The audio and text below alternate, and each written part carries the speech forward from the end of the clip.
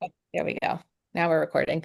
Um, that kind of ends up on the back burner until it's in dire need. And so we tend Yes. to give our leaders the car keys and not teach them how to drive. And so I'm really excited for this topic in the vein of being proactive and building leaders proactively instead of reactively. And super excited to welcome Leah Garvin to the HR Rebels community to talk about this topic. So I'm going to turn it over to Leah to take the wheel. This has been approved for an HRCI recertification credit, which we will share towards the end of the call. So watch the chat, and I'll pop on and let you know what the number is. Awesome. Thank you so much. So thank you everyone for being here. And I know end of the year, it's hard to hard to do a lot of these things when we're just trying to scramble and finish things. So I really appreciate your time. And Michelle shared it's a pretty casual setting. So please do feel free to pop things in the chat. I'll be glancing at that throughout as well. And then I've left plenty of time just for conversation and discussion at the end.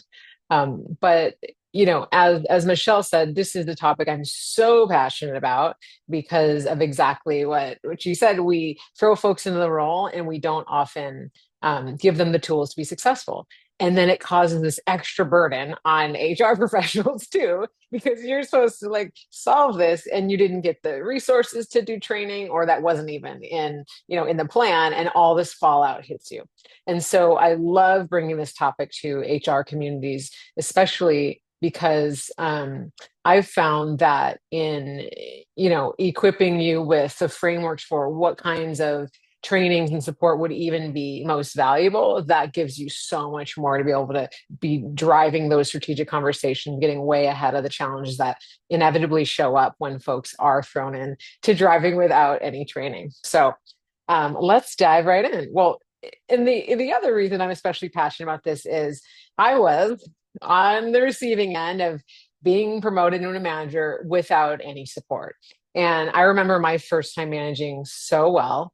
I was on a team working in big tech, working in corporate. I had wanted to be a manager for so long because it's kind of the only way to advance.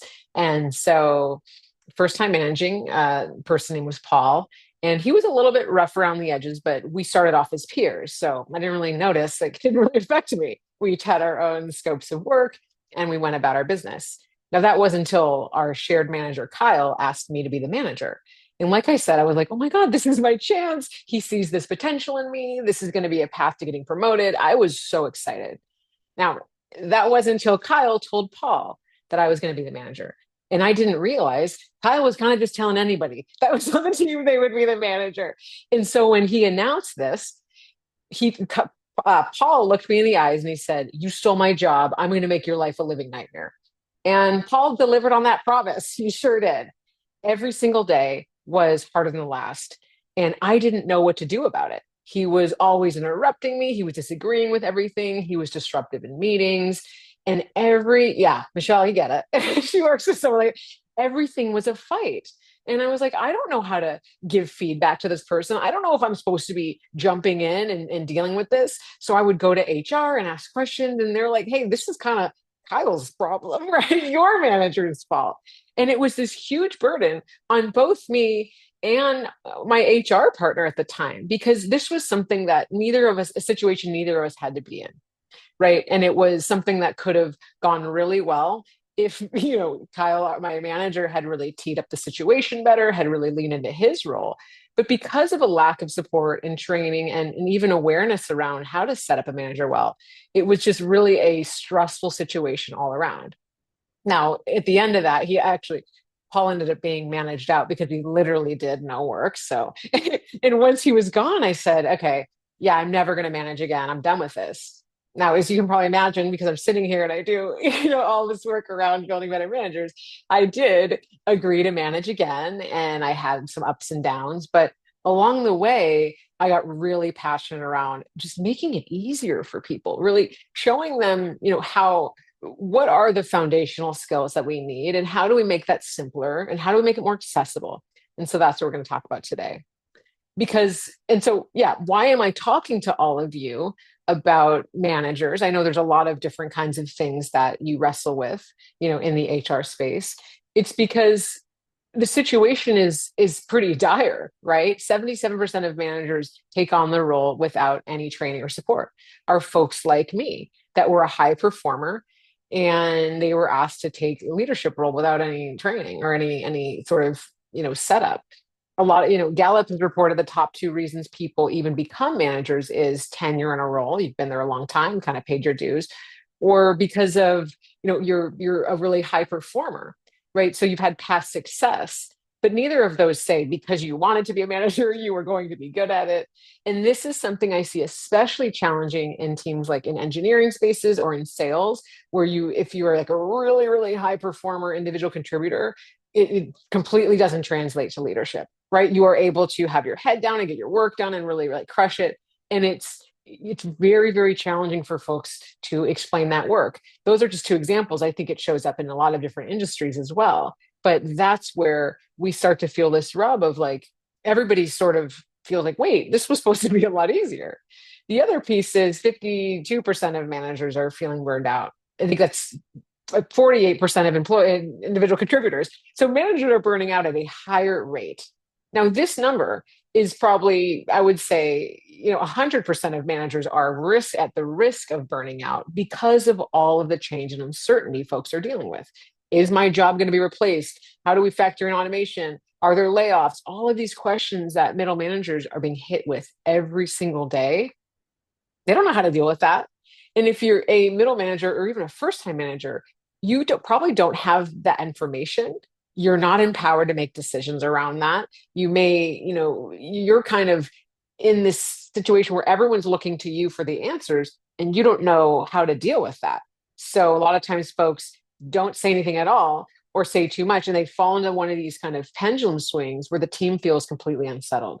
And then we see more turnover. The last piece is now like nobody even wants to be a manager, right? There's a time when I'm an elder millennial and we were like, okay, I'm going to go up the corporate ladder and be a manager, be a leader. Now we're seeing Gen Z is like, no way. You know what I mean? I want to just do my job and get paid in advance, but I don't want this responsibility because we are managers and we're not paid more to do basically two jobs for the price of one.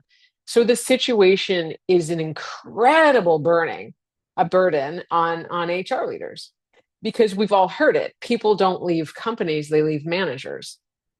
So it causes this $1 trillion turnover problem that is one of the biggest stressors because your leadership looks to you and says, hey, why do we have high turnover? Fix it.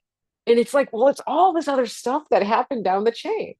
High turnover often can lead to a lack of kind of belief in the company strategy, but it's most often related to that direct manager. And so my hypothesis is if managers are the number one reason people leave, why can't they also be the number one reason people stay? Why can't building better managers be the solve of employee turnover? Why can't it be a retention driver? Why can't it be the thing that actually creates a sense of stability and a sense of normalcy right now when everything's changing? And the new normal is that things will always be changing, right? So it's not about to get easier. We're not in this change curve almost to the other side. We're in a change curve that has no end in sight. So the job of the manager is going to be harder and harder and harder. So the stakes are too high to not do anything about it.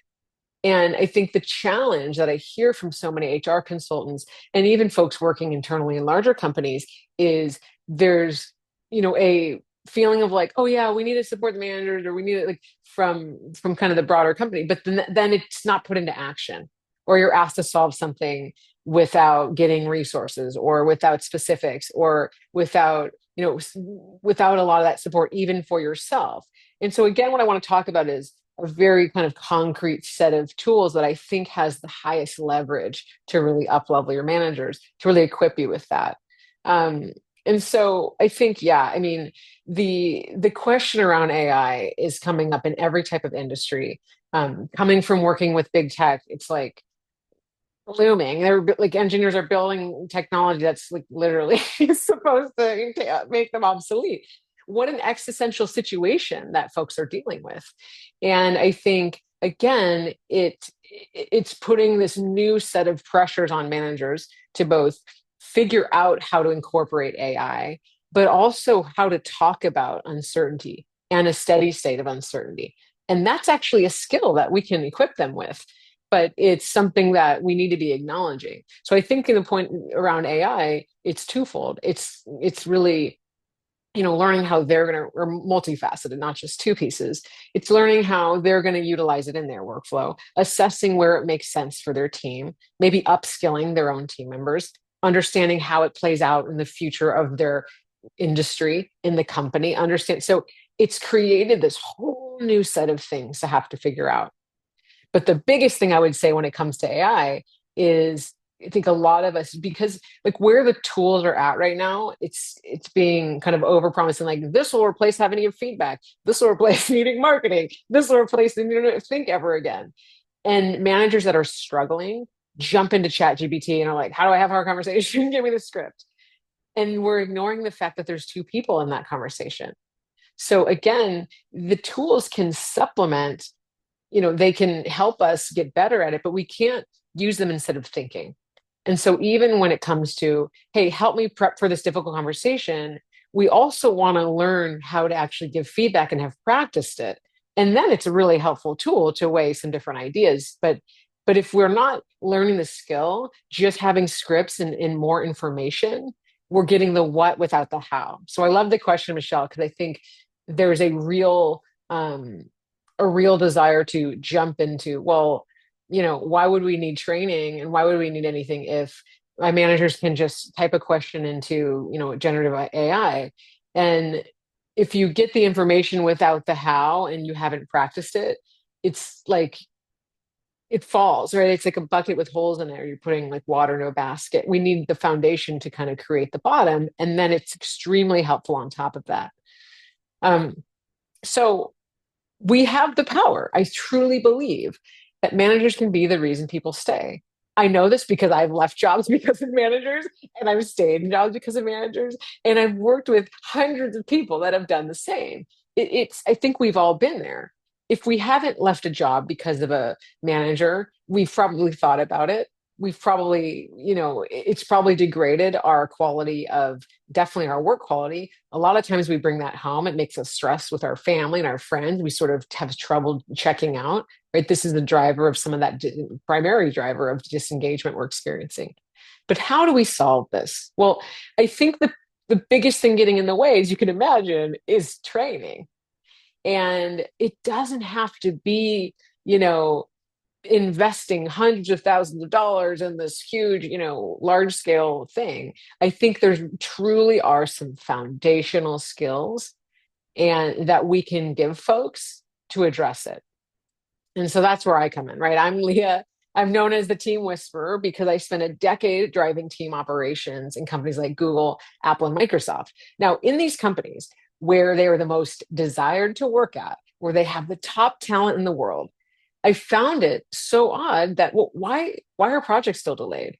Why are two people working on the same things? Why is there so much confusion? And why is it so freaking hard to be a manager?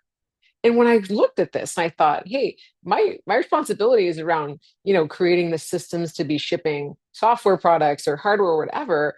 There was all of these interpersonal and different kind of like operational and communication inefficiencies happening. And I thought, man, if this is happening here in these companies, how like stressed and screwed must other folks be? Because these are companies that actually do have a lot of training, frankly, right? These are places where there's a lot of resources put in. And so I got really, really passionate about helping teams communicate better, get more aligned, and working closely with the HR leaders in my team to say, hey, how do we want to train managers? How do we want to get people talking more? How do we want to make sure, these sort of, conflicts and disagreements aren't actually translating to operational bottlenecks? And it's interesting because I've been asked a lot of times, why haven't you gone into HR, or should I have gone into that path? And I see it as a true partnership because my experiences around the team operations and how the work gets done, right? So, expectation setting translating into, well, what are the meetings that are needed? What are the priorities, right? What is that tactical sort of side of these human related issues? And so that's what I do now. So I um, left Google about 4 years ago, launched my business, and I work with companies big and small to help them build better teams and leaders. I have my book, The New Manager Playbook, which is sort of what this kind of conversation is based on, the framework that I share around how to build effective managers. I have the New Manager Playbook podcast, which I'd recommend folks if you have individual managers struggling with stuff. It's a really like a teaching podcast. I share tips and tools and strategies every week around how to, wrestle with delegating or feedback, or kind of dive into a specific topic. And then I have workshops, trainings, keynotes, a digital program to bring all of this to life. And all of this is born out of, like, we've got to figure this out. We've got to make managing easier. And my passion is finding partners like folks that are here who are wrestling with the same challenges and figuring out, like, hey, can we do this in a simpler way? Can we make this easier? So that's what I'm all about. So how do we create managers that people want to work for? As I thought about my experiences in these companies, as I thought about now consulting and working with companies from that have 4 people on their team, and maybe the business owner is the manager, all the way to working with companies like Bank of America that have, tens of thousands of managers. What are the things that really, really show up? And the way I want us to think about it was like, when you're thinking of how do you frame the conversations with leaders you're working with, hey, this is how simple we can make it that has such transformational results for teams. And again, it doesn't have to be, this huge time intensive process, because nobody has time and money. We all know that, right? Do more with less, but we've got to do something. So it comes down to 3 things. We've got to teach our managers how to build trust on their teams. We've got to teach them how to be clear and bring clarity. And we have to teach them, how to, like, delegate and really motivate their teams to step up. Right. As a manager, the whole thing is about empowering others, results out of others. So if we can't do that, we really, we got to start over. So building trust. Often when I talk about this point, folks are like, whoa, I don't have trust issues with my team. I don't have, well, that's funny, Michelle. Yes. I know. And even in the biggest companies, they don't always have the resources, right? Even though you're like, I kind of know you have the money for it, but interesting. Why don't we get backfills? So yeah, I can get more into that later. So when it comes to building trust, or, this trust issue, it can feel like really, sticky, like, whoa, we don't have trust issues. It sounds like people aren't yelling at each other. People don't hate each other. But the way you identify gaps in trust are, people are, they don't feel safe to speak up in meetings, or they're not, sharing ideas, or it's some of those psychological safety issues. I also see it show up when managers are holding on too tight. Maybe they don't even trust themselves. Like, I don't really know how to do this myself, so why would I offload this? And so the big trap I see when it comes to trust is, and the complaint that you probably hear come to you, or what leaders have shared with you, is, yes, please share, is this, I get one manager one way and another person the next day. Like, I don't know who to expect. They said this was okay one day and now it's not. We had our meeting starting, we have a team meeting every week, and it's, kind of casual. It starts at 9:15, and all of a sudden one day it was like, why are people late? And they got upset. Or it was okay. We had kind of fluid timelines, and then the next time it wasn't okay. So those are a lot of the issues that I see show up around trust, is a team reacting like, who is this person? What is going on? And I'll share a story. I recently shared my podcast. I had a manager I was really close with in one of the big tech companies I worked at, where there's reorgs are plentiful.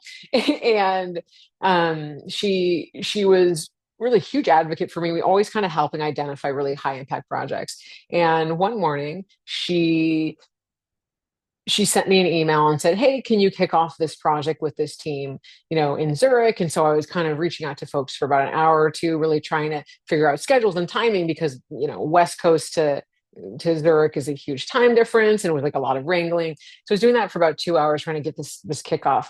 And then I get an email in my inbox saying this whole team had been reorged out of our department. Now, it was a complete punch in the gut, not because there was a reorg. Yeah, that sucks, but that happens all the time. I'm working in big tech, they happen like every 6 weeks, right?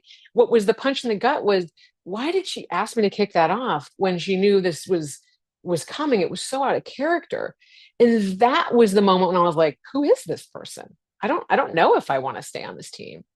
And so when we see this show up, I think what's happening with that manager is it's maybe operating without an intention. They're like not really sure how they want to show up clearly. They maybe have lack of role clarity. So a new manager isn't really sure how to step out of from doer to overseer. A lot of times our managers that are newer have a T-shaped role. They have to be player coach. They still have a lot of responsibilities with individual contributor. And then lack of self-management. When a lot of things I think we're seeing right now with teams is with so much change uncertainty, they are getting upset along with their team. They're commiserating, they're feeding to the spiral. They're disagreeing with the priorities. They're not serving as a solid foundation. So these are this like what we're seeing and then what's happening on the background with managers. Now the fix, and I'll get into some of the stuff in the chat in a second. I think there's the biggest piece here is thinking first. And this is an exercise I have in my book. It's very simple. Like as a manager, how do you want to show up? What kind of leaders do you want to emulate? What is your communication style? Like, who are you as a leader? And then what do you need to adjust to keep showing up that way, even when it's hard? I think a leader needs to do this, whether they're managing one day or 25 years, is to be thinking about, hey, if I really want to be transparent, and that is who I am, how do I continue to be transparent when there's reorgs and layoffs and budget cuts that I can't talk about? Does that mean I cancel all my one-on-one meetings? No, right? This means that I might go to my team and say, hey, there's a lot of stuff coming and I can't talk about all of it, but know that I am doing everything I can to figure out the roadmap for our plan. Like they stay in the game. And that's the second piece that builds trust, is that it's built through predictability. You are showing up in the same way. And that's what I meant with that story was the trust wasn't broken because there was just a reorg. It was that she was always operating in this way, and then it was completely different. So it was blindsiding. Um, and then and then the last piece is right within that, not getting stuck in this friend, we're a family metaphor, we're friends, or this wanting to be liked trap. Really, really hard with newer managers, especially folks that went from peer to manager. So that's another kind of, it's not even a skill to build, it's like a mindset to help them settle into, of that you're in a different role. Here's how you're showing up. Here's what that means. So let me take a look at the chat. Um, yeah, exactly. Um, so the butting heads and the kind of feeling second guess, and a lot of micromanaging comes down to a lack of trust. And the thing, I mean, it's like Michelle put in the chat, a lot of times when we fix those things, we've already lost that team member, right? So this is why it's such a driver of turnover, a lack of trust, because when you don't feel like, when that's gone, it's very, very hard to recover from that, right? Without trust, you can't have psychological safety. I would argue you can't have accountability either. And so like, what are we doing here? You kind of are thinking, why am I here at all? So when we reframe the manager's role around that this is the new role, and we talk about what it means to be a manager. So in any company, right, I think having, and Google had this at some point, I don't know if they do anymore, but like these are these like attributes of a manager, how we want to show up. And the manager is supposed to be evaluated along that. Like I loved that. I mean, it's a little bit process heavy. There was 10 attributes, a lot of stuff to build trainings around. But it was really cool because when when we would have conversation, when we would train managers and then look back and like kind of their employee feedback and performance reviews, there was criteria that folks were supposed to meet. And I think that's really powerful. And it can be two or three things. It doesn't have to be overburdened, but I think when we talk about what it means to be a manager at our company, and when we talk about what it means to be a successful manager, and folks really internalize that, you've solved a lot of these challenges. Just looking here. Okay. So the next piece is being clear. You know, a lot of us have heard the Brene Brown quote, clear is kind. I believe it's from Dare to Lead. And that's really born out of there can be a fear of, well, if I say too much or prescribe too much, are people going to think I'm micromanaging? And her point is, no, clarity in the right way is kind. We don't want to avoid hard conversations. We don't want to avoid feedback because we don't want to hurt someone's feelings or we're afraid they're going to be defensive or whatever. And I think this, especially again, in AI automation's uncertainty, we don't have a lot of answers. So it can be very tempting to actually not be clear, to sort of hand wave, to say, yeah, we're going to see. And that makes people completely freaked out, right? When people don't have any answers, when they don't have information, their assumptions start running. They think you're not telling them because there is something bad happening.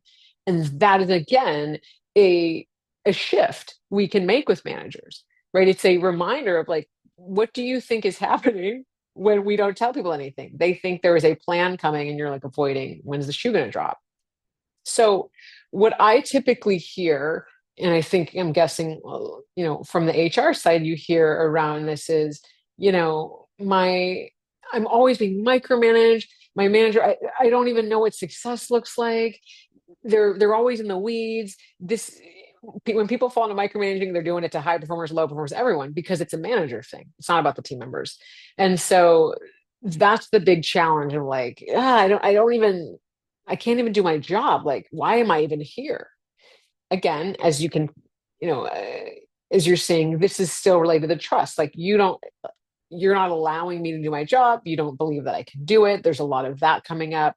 But what's happening on the manager side, the skills that are missing are understanding how to set expectations, right? Micromanaging is not the same as expectation setting.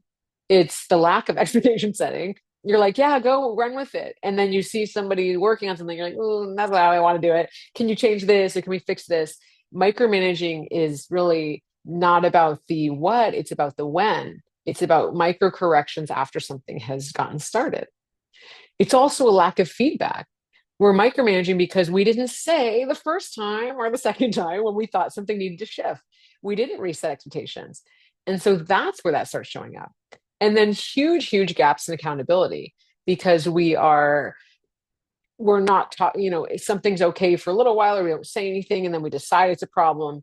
So it's extremely related to the trust piece. But this is one I think is so the clarity part, so solvable with some of these tools and skills, honestly, because the learning how to set expectations clearly, where you have go right into solving, where you have very, here's the checkpoints for reviewing. This is what a good job looks like. This is what done looks like. Talking about that, talking about feedback and recognition, using a framework. I love situation, behavior, impact. There's tons of frameworks out there, right, that are really effective. How do you recognize folks with specific, using their recognition language or appreciation language? These are things that are very, very simple that when you unlock for someone can completely change their dynamic with their team, especially something like recognition. I remember looking at data around the Great Resignation, and a huge, huge piece of it, especially for women in the workplace, especially in leadership positions, was a lack of recognition. It was like, hey, I don't get any information on how am I doing. It's like, why am I here? And so if we're looking at, solving turnover on the like downstream, recognition that's genuine and authentic, showing folks that there's career paths, there's options for them, and really helping them see that is hugely, hugely, beneficial for retaining folks and driving loyalty in your company. Exactly. And it's hard when you don't have the answers. It's hard when you can't say, here's what's happening next. But your team is, I think what managers forget is they they can still be a leader just by virtue of showing up. And I think that's another piece we need to be talking about with managers, because that's scary. It's uncomfortable. Maybe they've never heard us do that before. And so what does that look like? Even if it's offering talking points, or role playing it, I think that can be really effective. And then what do you say when someone's upset and someone's like defensive, or someone says something passive aggressive? How do you sit with that? That's why the people pleasing thing can be really hard, is people were like, yeah, like I've tried, it's okay until someone says something I don't like. And now I shut down. Now I don't want to do this anymore. Now it got too hard for me. Right, understanding, well, what does the role entail, is not always making everybody happy and not taking that on yourself. So I think also creating a dialogue around what that looks like. Then the last piece on clarity is around accountability. I think one of the biggest issues, and it translates, I think I mentioned, into deadlines being missed, reopening decisions, disagreements, just everything sort of falling by the wayside, is when we don't have accountability. And the word is so like negatively branded as punishment and blame and all that it's really hard to talk about. And managers often come to me saying, like, I know I'm supposed to hold people accountable, but I don't want them to think I'm mean, or I don't want, to come across too harsh. And I'm like, no, like accountability is creating the conditions so someone can be an owner. Now, what does an owner look like? It means when your team members come to you and say, like, hey, I'm stuck, can you fix this for me? That's not an owner, right? It's, sharing, hey, when you run into a challenge, um, you know, I'd love for you to go explore two or three options and come back to me with an idea, and then we could talk through it. Right? Like that is a simple tool that a manager can give to a team member, how to frame a problem. Right. And that starts to shift. Or a manager can deploy coaching skills, which is asking open-ended questions. Or, well, what do you think here? How would you solve this? What have you tried in the past? Right? Really opening that reality up to managers, that they don't have to solve every problem, is hugely, hugely beneficial. It takes stress off them, and it actually empowers their team members. Um, I remember, and I might talk about coaching actually in the next section, but I was managing a team of program managers at Google. And then my manager asked me, like, oh, I have this one kind of engineer. He doesn't have a manager right now. Can he join your team? And I was like, no way. What, like an engineer at Google? This guy's going to think, who is she? Like, she's no use to me. And I was terrified because I had no idea how to do any of the work that he was doing. And so I really didn't want her to, reassign to my team, but she did it anyway. And when I met with him, our first one-on-one, I was like, oh God, he's going to say, be really disappointed that I'm going to be an inhibitor to the growth that he wanted to have. But when we had our first meeting, he said, hey, I'm actually really excited about this, because some of my leadership and communication skills like are really the places that I'm really struggling the most with. And that's where I feel like, I can really lean on you. And it was a wake up call to me, like, wait a second. Yeah, that wasn't my job, was to necessarily help him improve his technical expertise. It was to bring something else out of him. And we ended up having a great relationship. Now, when he left the team, like about a year later, because he ended up getting a job at a startup, I went into a panic zone. I thought, oh my God, Derek was working on all this stuff. What am I going to do? Do I have to learn, computer science overnight? I can't let all these balls drop. And it was like, boom, right back to my old behaviors. And it was like, and I asked my manager, she's like, what are you talking about? Why would, in a company like Google, people think you're going to pick up the slack from an engineer? Like, it was ridiculous. And I snapped right back into, I have to do everything myself. I'm the manager. I must, I have to know everything. And so I say that because even when we have wins as managers, we can fall back into these, like, oh, am I supposed to do everything? Do I have to have all the answers? We can keep falling into it. And that's the challenge right now, is that we have new things hitting us. And so even managers that have been working for a long time are struggling. Even ones that have had a lot of wins are struggling, because there's just new things thrown at us that we've never had to deal with before. We maybe have never had to think about new technology and how it impacts our teams. We've never had to think about, supply chain shortages and delays and tariffs and competition in this way. We've never had to think about leveraging AI and bringing it to our workflow. And so the the upskilling managers and really ensuring they have the tools is really an ongoing effort. Um, and yeah, I mean, I think my system's called the New Manager Playbook. It's really about new tools for all managers. It's especially helpful for new managers, but because I felt like there was a gap in that, and it's true, Michelle, like you called out here. It's we we need to be looking at, well, where are the gaps showing at every single level of organizations.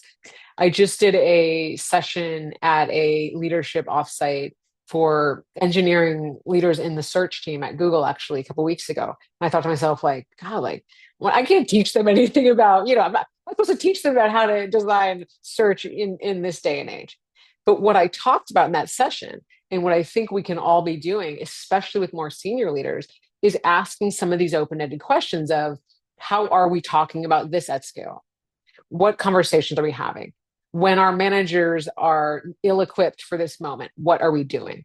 Right? I think that's how we get leaders to be thinking bigger and bolder. We don't have to solve it for it. We're really, our superpower is asking the questions and helping people think in a bigger way.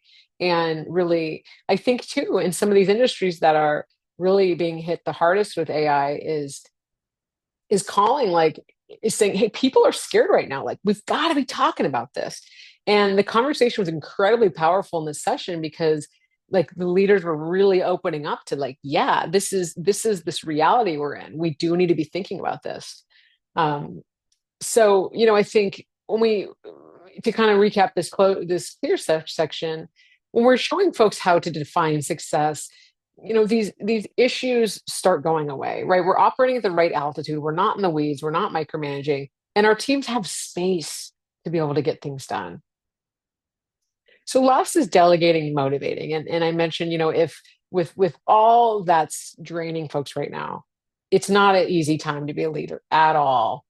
Engagement is at a record low. I think it's 21% folks, 4 out of 5 disengaged, don't want to be what they're doing. It's a really hard time, right? And so managers, again, are faced with this really untenable challenge that morale is low, uncertainty is high, and you got to just keep people like working hard and motivated with less resources and maybe no backfills. Like, it's a really hard situation. And one thing I really encourage this group, especially because your, client or your customer or your direct line of communication is the senior leaders, right? How we've got to have an understanding and an empathy for the fact that, like, this is a really, really hard time to be doing this work. Now, it's not like it's not, doesn't need to be shared in terms of, like, everything's like the sky is falling, but it's like, let's acknowledge it so that those leaders can show up compassionately and with empathy. And I think that's a big thing that's missing right now. Is there was a lot of kind of support on employee advocacy. It's moved a little bit, away from that. And it's like, you're lucky to have a job. There's layoffs. It's hard, it's hard times right now. This is, I wish that wasn't the place that things were in. I think we can find a middle ground that's a little bit more aware and has that empathy still. And I think that's a real powerful thing that this audience can bring, is like, hey, yes, we've got to do more with less. Yes, we've got to figure this out fast. Yes, we've got to incorporate automation. And yes, people are scared. Like, where's that Venn diagram, and how do we talk about these things? So when it comes down to, delegating, motivating, I think one of the things that I hear a lot is the lack of doing it, right? Like, managers are fried, they're burned out, they don't have any time, they're canceling their one-on-ones, and yet they're not handing anything off. And you're like, what's this about? And that's a huge skill gap, right? Anytime someone complains about not having time, it's basically they don't understand how to prioritize or delegate. That's the skill that we're missing there for that manager. So it's a fear of my relevance. If I delegate this, or am I going to have high impact work to do? Are people going to be like, what does she do over there? Because her team does everything. This is a unrealistic fear, and but it's something that comes up a lot, and that's a trust issue. I don't trust my manager that they're going to understand my approach. A lot of times we're afraid our team can't do something yet, or we think it's faster to do it ourselves. That's another trust issue, right? We haven't really established that, either given folks the benefit of the doubt to be able to step up, or we haven't, set the expectations like we talked about. The other piece is we're trying to solve every problem, right? We're a program manager trying to like be an engineer, and that's not necessary. We think that we have to know all the answers. And so we put all this pressure on ourselves, and then we're burning out even further. And then the disengagement piece, maybe we're checked out, we're burned out, we don't want to deal with this. And so the real fix here is, first and foremost, I think one of the most important and most underrated skills is delegating. And I heard like a friend of mine that does consulting with fractional revenue consulting. He had this framework that I loved, which was define the difference between delegating and dispatching. And I was like, this is the most cool framework I've ever heard, or sort of metaphor. Dispatching is like, hey, go, fetch the ball and come back to me, right? We're handing off a task. Delegating is actually handing off so someone can own the outcome. And I think that's such a great distinction to teach our managers. Are you just throwing a task, throwing the ball for your team member to fetch it? Or are you actually handing off, responsibility for that? And we can still hand off pieces of work, but it's about how are we plugging back in without being overbearing. Um, the Yeah, and like Michelle says, like imposter syndrome sneaks up. So let me talk about that. I love that point. And as Bill's saying, you know, yeah. So they're afraid of delegating, and I think because Bill delegating is one of the decisions they're afraid of. What should I delegate? What part of it? How do I explain it? Right. So they're in this analysis paralysis, and a lot of it's probably fueled by Michelle's point of imposter feelings. And I think that's where we think, oh God, like, does it look like I don't know what I'm doing? Is my team ever going to do it better? Do I even know how to do this? And there's just so much stuff that comes up with that. Um, yes, okay. Yeah, I love that point too. So delegating versus dispatching. Dispatching is, you're playing fetch, right, with a task. You're saying, hey, go research thing and let me know what you find. Go find this thing, come back. Send out this email and let me know. And so we a lot of times we mistake that, we think that's delegating. Because yeah, that was on our to-do list. But when we just throw tasks at our team to have them come back to us, they don't ever learn more about the broader context. They don't get opportunity to take leadership.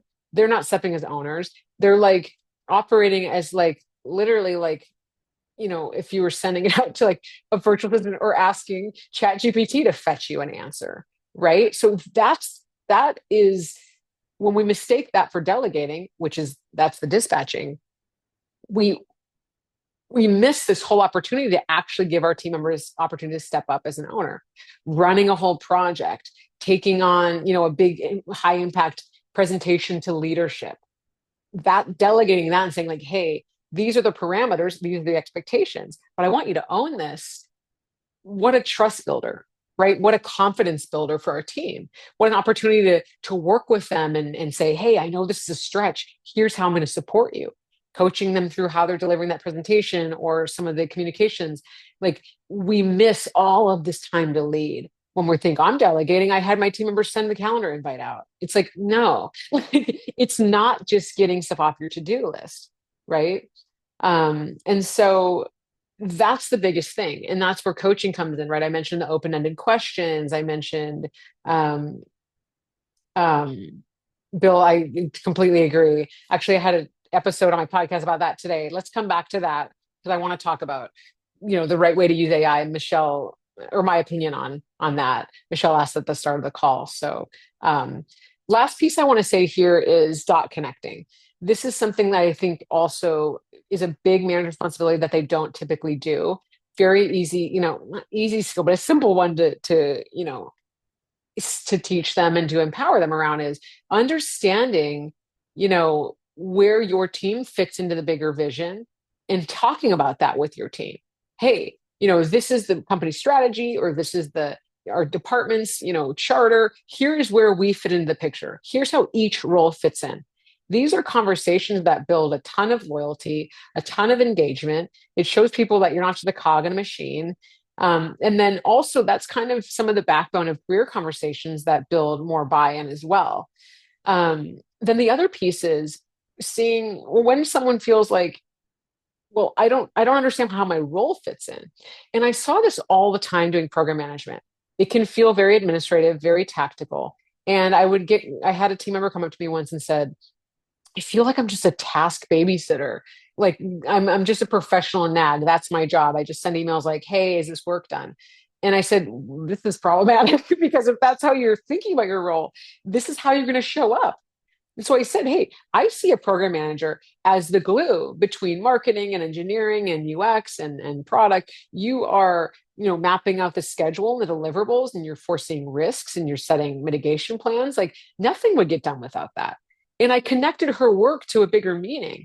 And I saw her whole face lit up, her whole demeanor changed. And from that day on, she didn't show up to meetings, say, me again, is this finished? I was like, what?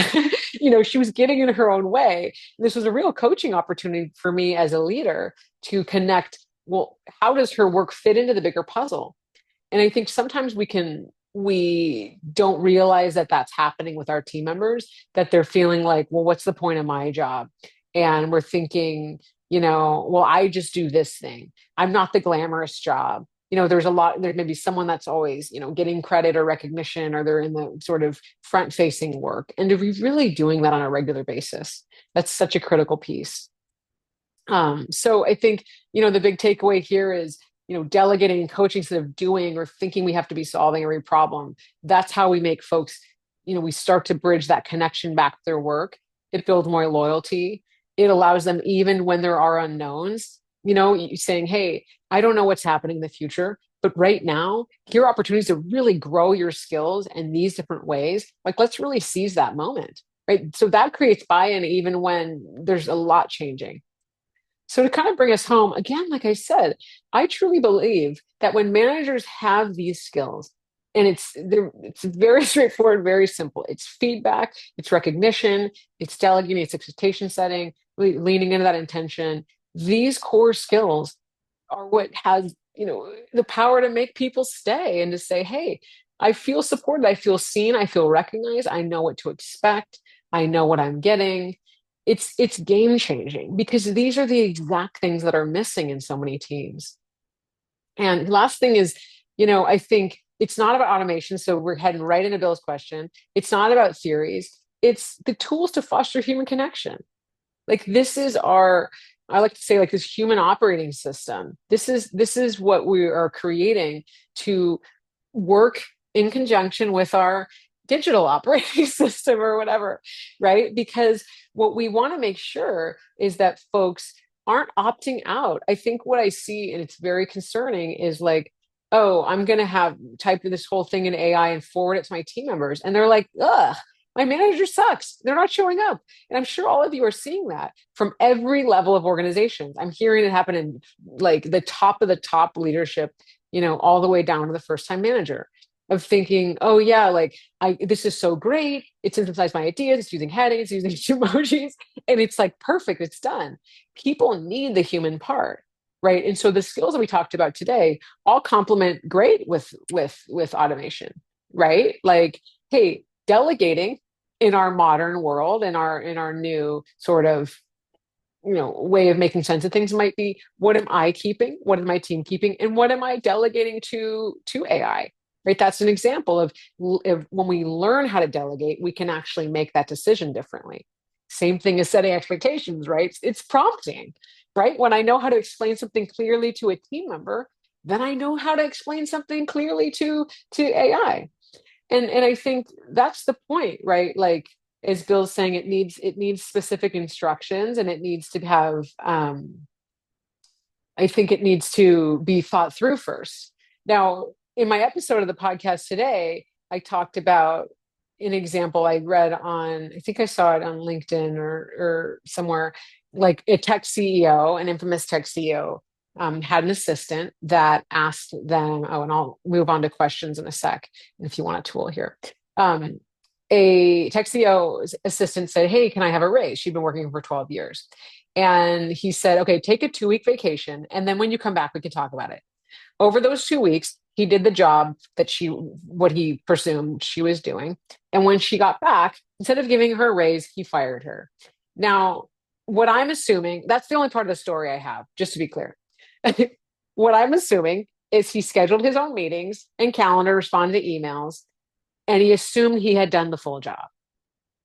Now, what he didn't account for, and I know this again, being an admin in early career, working with admins as I, worked in operations and chief of staff roles and understanding that role so deeply. What he didn't account for was that an admin assistant has the pulse of the team. They're like carry the team culture. They understand, hey, what's going on, at every facet. They understand which meetings are important, which things to schedule first, what to bump when something else comes up. There was a human behind that had so much context and so much discernment that and to reduce it to well, my calendar is easy to manage. I can do my expense reports automated. I don't need that person. That's the problem I feel like we're seeing today. And that's what I'm kind of piggybacking on what Bill said, I think is the biggest challenge is we're saying okay, I got my note taker. I have this. I don't need to deal with any humans anymore. So why? It's free or cheap to use, to automate it or build an agent. Well, I just want to caution, right? Where are we losing that human context? Because that context is truly that's the human connection that is going to ensure that we have thought through whatever we're going to next. That is the part that we cannot lose. And so if you're, want to dive more into that, I'll pull up I'll close this in a second. I'll put the podcast link in there because I think there's so many, same thing with Sergey Brin is we don't need managers. Right? He's been saying it for 20 years since early days of Google, very anti-managers. Now I think about, okay, well, what's his context? He's an engineer. And a lot of times, engineering managers are assigning and working through a queue of bugs and tasks. Okay, that piece could be automated, fine. But what about the fact that great engineering managers, they're helping cultivate talent. They're mentoring their team members. They're working with product to think through ideas. They're solving problems in new ways. The littlest part of the job was the task management. We can't get rid of engineering managers. They're filling an incredibly important role. And so these wholesale arguments of this job function can be automated. You see, I'm on a soapbox now. I find that really, really concerning. So last but not least, I put here, I created this diagnostic tool to identify or help your clients identify, what are the biggest pain points? Is it really around delegating? Is it really around feedback? Is it really around burnout? So that you can get a really clear picture of where to focus. And so feel free to grab that download there. If you are interested, I will also pull up my the podcast, just throw it in the chat in case that's interesting to folks, the one that I'm talking about, this issue that we just talked about today. And then I will stop sharing and jump to any questions if we want to do live. And I see Michelle also put the recertification credit in the code. So thank you. And I will also put that link in the chat if we don't want to do QR code. Okay. Here we go. We've been approved for one recertification credit through HRCI, so that code is 722869. 722869. I feel like I'm calling out bingo. So use that to get your recertification credit. And Leah also has a great book on the same topic. So I don't know if you want to share Oh, your link sure. to your book too. Yeah. She's very humble. I'll put it here. So yeah, my book, The New Manager Playbook, let's put it here, it's kind of the tools that go behind all of these strategies I talked about today. So I've got templates in there on one-on-one conversations, how to have for craft these conversations, career, whatever it is.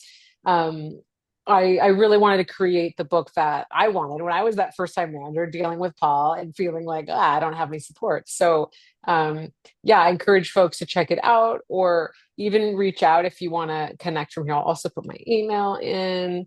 Um, I, you can see I love talking about this stuff and I'm very passionate about it. So I would definitely encourage you to get in touch. Check out the book, check out the podcast, and if you have identified a need for facilitating more conversations around this, whether it's kind of framing it up, doing trainings, working with your leaders, that is something that I do and I'm very passionate about, so would also love to support in any way. So definitely keep in touch. And we can include this in our newsletter as Oh, well. So awesome. I've Yeah, copied all those links thank you. to add to the newsletter so that we've changed our newsletter cadence. It's going to come out on Mondays. So you'll see that on Monday. Oh, cool. Figured Awesome. that was better than Fridays. It probably gets buried on I know Friday. Fridays are rough. Yeah. So we've Any got a few minutes. What do you have for questions for Leah? Yeah. I have a question. Yeah, Leah, I'll send please. you an email, and I put it in the chat. One of the areas that we focus on is on the psychology of leadership and the mental health of the leader themselves. Given the Yeah. burnout epidemic, you had 50%, I've seen 82% Yeah. of leaders experiencing burnout. And then there's research. Yeah, we should meet. Thank you, Michelle. Yeah. And so there's research on the mental health impacts. In fact, the WHO lists managing people as the biggest risk to your mental health as a result of work.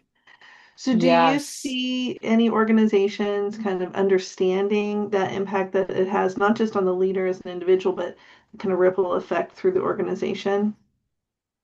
Short answer is no. I haven't heard that talked about a lot. And I've heard the same stat. And it's interesting you say that. I've heard, your manager has the biggest impact on your mental health.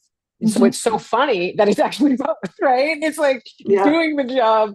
And so, no, I think that's a really interesting point. Yes, I'd love to connect one on one and talk more about like how do we really surface that and what is the conversation about and what are we doing about it. I think, when there was all the stress around COVID, and this was, I was at Google at the time, I would share the unpopular opinion of like, hey, a free day off is nice, or like, but like actually we have too much work we're doing. Like we need fewer Hmm. priorities on the list, Yeah. and so I think the conversation needs to be at the macro, right? Is like, Hmm. hey, if the whole well-being and burnout prevention is not giving folks, summer Fridays and like or a day off here and there. And we're even seeing less of that, I think, as there's been belt tightening. So what Hmm. I'd love to talk about, and I think, I love that you're bringing it up, is um, how are we not making this even worse with the do more with less culture and with the automation, or hey, if you don't do it, we'll get an AI to do it. Like these threats Right. I think are actually They making the are mental making health, it because worse. now the fear, now you have like, Yeah. you already had stress and now you have the Yeah. fear to pile on. So But if you look at the yeah. data, the burnout has actually increased since Right. COVID. Exactly. Um, And people are so like, oh, we're still talking about burnout. It's like, yeah, because it hasn't been no, because we're solved making it and it's worse. worse. Yeah. Yeah, I'll send you an email. Yeah. Okay, cool. What else? Okay, Brad. one more minute if we have one last question. Yeah, Brad. I do. I'm so sorry for jumping in late. I'm really hoping to catch a recording of the session. But the question I did, have is, how are leaders interpreting the word burnout? Is, in your opinion or in your experience, are they looking at it as someone's just like, hey, getting a little bit exhausted, they may need a couple of times, like a couple of days off, or are they recognizing it as a serious issue that for someone to recover from what is real burnout actually is not a couple of days, it takes months, and Yeah. recognizing it as a psychological injury, so to speak. hmm You know, I think it I'm sure varies leader by leader, but my, sweeping, answer would be they're not recognizing what it truly is. And I think the impact that it has, not only on, okay, so Al said 2 years recover, not only on that individual, but on the broader impact. And there was this Mm, concept, and I recently talked about, um, on a podcast, quiet crashing, right? Which is almost like burnout, but it's where your high performers just are like, feel like this general malaise, apathy, like, what's the point? And the implication on the team culture for your high performers who are like setting the bar, that I Hmm. feel like is just as damaging, right? Is Right. like, hey, if this person's like, screw this, what does that mean for anybody else? So I would say I don't think it's being talked about enough, especially like you both called out the what's really needed in the recovery. And again, I think it's, I've seen a lot of folks in larger companies, there's like a larger amount of like medical leaves based on mental health and burnout, and folks come back, they have the same job, they have the same expectations, those things haven't shifted, it just like starts right again, Right. right? Right. And so I think that needs to be in the conversation as well, potentially even around the load balancing, what ramping back up looks like from the benefits of kind of like leave parameter standpoint.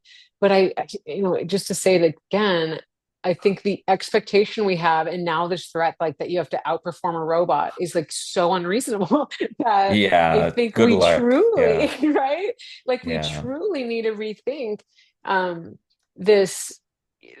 Everything's priority zero, for extremely important, get it done, or else we're all supposed to say yes to everything. I think that's the most problematic thing, and that's where I've really been trying to work with the senior leaders and like just calling it out. And it's not an easy conversation, and it's not one that folks typically want to have, being candid, but Yeah. it's the truth, like Yeah. we're really asking for so much from folks. And that 996 schedule I've been hearing, like, what? Like, you're working 9 a.m. Yeah. 9 to 6 days, but it's like, what's gonna come on the other end of this? So it's highly concerning. And again, Brad, I'm happy to talk one-on-one more too, shoot me an email, because yeah, I think we need to do something about it. I'll definitely hit you up Yeah, because we've got yeah. access to some data around this and our Oh work is yes, surrounding this. So for sure. yeah, Absolutely. I'd love to talk more, please. Awesome. Well, thank Awesome. you, Michelle, and everyone for Thank joining. you. Thank you, Yeah. Leah. Thank you, everyone. This has been wonderful. Like I said, we'll send out the recording with our newsletter. Next week, we're talking about breaking the mold. And the following week, we're talking about the changing landscape of immigration. So some more Awesome. great topics. So join Great. us then. And then we're all getting ready for the holidays. So Thanks. end of the This year already. this Thank was you, this was everyone. especially poignant for me because my very first real adult job, I was 17 years old. I worked in a Oh my mailroom God. in an insurance company, and I had a good work ethic, and they made me supervisor over all these people that were at least 20 years older than me, most of whom were female.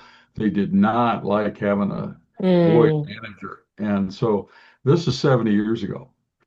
Or Wow. excuse me, wow. 60 years ago. 60 years ago. Yeah. Yeah, Well, so I'm so glad you enjoyed it. I Yeah. quickly learned my best lesson about management in general. Yeah. Managing people is like herding flaming cats, and until you get used to that, you're going to be in trouble. Well, and now, That's great. Yeah. there's different generations. I mean, it's like a lot. Yeah, it's a lot to deal with. All right. Well, thank you everyone Thank so you, much for Thank coming. everyone. you so Please Have do a much. keep great in Take touch. weekend. care. Yes. Bye. Talk soon. Bye. Bye.